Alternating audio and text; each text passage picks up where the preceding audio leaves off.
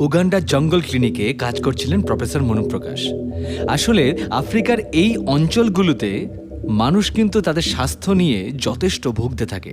নানা রকম জানা অজানা রোগ এখানে তাদের বাসা বেঁধে রয়েছে। আর এই সমস্ত মানুষদের হেল্প করবার জন্যে সারা পৃথিবী থেকে নানা রকম স্বেচ্ছাসেবী বিজ্ঞানীরা চলে আসেন এবং তারা তাদের জ্ঞানের ভাণ্ডার দিয়ে এখানে সভ্যতার একটা অ্যাডভান্সমেন্ট, একটা ডেভেলপমেন্ট করবার জন্য চেষ্টা করতে থাকেন। প্রফেসর মনুপ্রকাশ এরকমই একজন। তার ওই ক্লিনিক্যাল ল্যাবরেটরিতে এই আদিবাসীদের রক্ত পরীক্ষা করানোর ব্যবস্থা ছিল। সেখানে তিনি একদিন লক্ষ্য করলেন যে বিভিন্ন নামি দামি জিনিসপত্র ওই ল্যাবের দরজার বাইরে আনইউজড অবস্থায় পড়ে পড়ে নষ্ট হচ্ছে। এমনকি একটা সেন্ট্রিফিউজ মেশিনও দেখতে পেলেন, যেটা কিনা প্রায় 60,000 টাকার আশেপাশে দাম, কিন্তু তার কোনো ব্যবহার নেই। উনি কারণটা খুঁজতে শুরু করলেন এবং দেখলেন যে মেন কারণ একটাই, ওখানে কোনো ইলেকট্রিসিটি নেই। তাহলে যেখানে ইলেকট্রিসিটি নেই সেখানে ইলেকট্রনিক্স আইটেম চলবে কিভাবে? ছোটবেলা থেকে আমরা কি পড়াশোনা করেছি? আমরা পড়াশোনা করেছি বিজ্ঞান মানে হলো জিজ্ঞাসা। যতক্ষণ আমরা জিজ্ঞাসা করতে থাকবো, বিজ্ঞানের নতুন নতুন রূপ আমাদের সামনে আসবে, আর সেই রূপের খোঁজ করতে করতে যা কিছু আমরা হাতে পাবো বা গড়ে ফেলবো সেটাই তো আবিষ্কার, আর সেটাই যুগকে বদলে দেয়। প্রফেসর মনুপ্রকাশ তিনি ভাবতে শুরু করলেন, তার বিজ্ঞান সচেতন মন ভাবতে শুরু করলো যে বিজ্ঞান যদি সহজলভ্য না হয় তাহলে কি লাভ? যে গবেষণা ব্যবহারের উপযোগী নয় তার কি প্রয়োজন? তখন উপায় খুঁজতে শুরু করলো তার বিজ্ঞান সচেতন মন।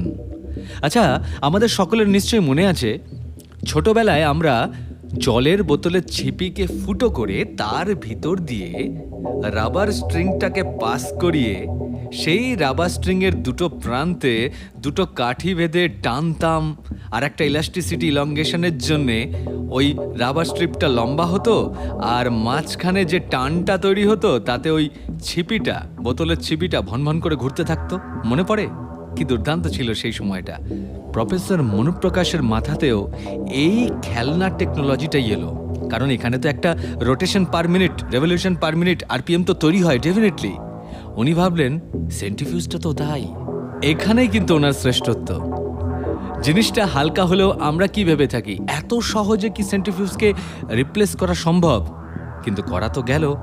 উনি আসলে ডেভেলপমেন্ট করলেন এমন একটা ইকুয়েশন যাতে একটা কাগজের গোলাকার চাকতিতে এতটাই আরপিএম ক্রিয়েট করা যায় যা কিনা ম্যানমেড এনার্জির উপর ডেভেলপড অবস্থায় 1,25,000 আরপিএম তৈরি করতে পারে। এবং উনি সেটা করে দেখালেন। একটা ক্যাপিলারি টিউবে পেশেন্টের ব্লাড স্যাম্পল নেওয়া হচ্ছে, তারপর সেই ক্যাপিলারি টিউবটাকে ওই গোলাকার চাকতি, যেটা কিনা প্রফেসর মনু এবং তার টিম ডিজাইন করেছিল, তার গায়ে আটকে দেওয়া হচ্ছে।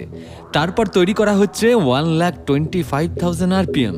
আর এই সুইভেল মোশনে ক্যাপিলারি টিউবের ভিতরে প্লাজমা আলাদা হয়ে যাচ্ছে ব্লাড কর্পাসেল থেকে, যেটা কিনা সেন্ট্রিফিউজে হয়ে থাকে। তারপর প্যারাসাইটিক এক্সিস্টেন্স ইজিলি ডাক্তাররা বের করে ফেলতে পারছেন। এখান থেকে ম্যালেরিয়ার মতো অন্যান্য যে সমস্ত পরজীবী ঘটিত রোগগুলো আছে সেগুলো ইজিলি ডিটেক্ট হচ্ছে। আফ্রিকাতে যে প্রবলেমগুলো রয়েছে, যেমন ম্যালেরিয়া, যেমন হচ্ছে ডেঙ্গু, টিবি, এই সমস্ত কিছু ইজিলি ক্যালকুলেট করবার জন্যে প্রফেসর মনুর তৈরি মাত্র 20 টাকা মূল্যের এই পেপার ফিউজ আজ বিশ্ববন্দিত। এই বিং মি লাইফ জার্নিতে এরকম কত কি যে শিখতে পারছি, আর ভীষণ ভালো লাগে যখন এগুলো তোমাদের সাথে শেয়ার করি।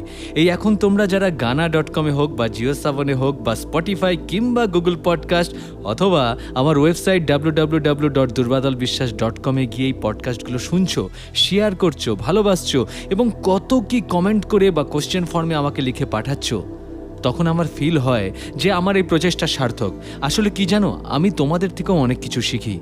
তোমাদের লাইফস্টাইল, তোমাদের ভালো লাগা, তোমাদের পছন্দ, তোমাদের প্রতিটা কমেন্টস, তোমাদের শেয়ার, এগুলো থেকে আমার মধ্যে একটা অসম ফিলিং হয়, একটা লার্নিং মেথড পাই আমি জীবনে এগিয়ে যাওয়ার জন্যে। তোমরা আছো, তাই জন্যেই আমরা সকলে মিলে এগোতে পারছি। অনেক অনেক থ্যাঙ্কস তোমাদের। সাথে থেকো এবং অবশ্যই সাবস্ক্রাইব বা ফলো করতে ভুলো না। আর চারপাশে ছড়িয়ে দাও এই পডকাস্টগুলো, কারণ চারপাশের পরিবেশটাকে সুন্দর করে তোলা আমাদেরই দায়িত্ব।